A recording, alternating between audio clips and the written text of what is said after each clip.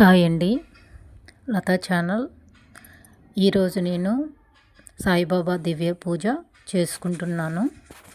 చేసే ముందు అర్చేయంతా ఒక తెల్ల క్లాత్ తీసుకొని పసుపు నీళ్ళలో ముంచి ఆరబెట్టుకోవాలి.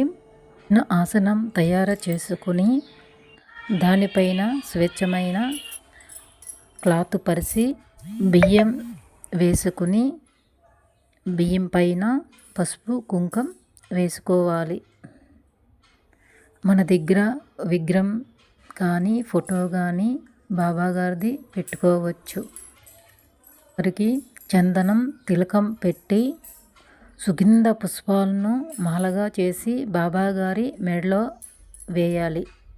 పసుపు క్లాత్లో ₹1 కానీ ₹2 పెట్టి పసుపు కుంకుమ వేసుకొని ముడుపు కట్టి బాబాగారి ప్రార్థిస్తూ బాబాగారి పాదాల దగ్గర పెట్టుకోవాలి.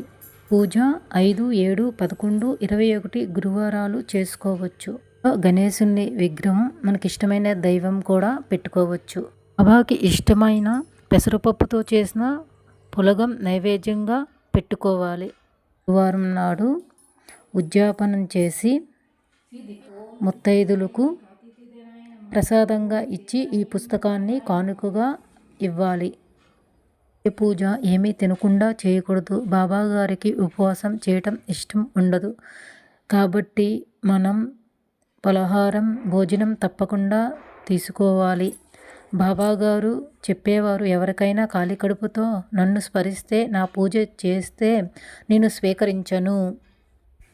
సాయిబాబా దివ్య పూజ ఒక్కసారి చేస్తే మళ్ళీ మళ్ళీ చేయాలని కోరిక పుడుతుంది.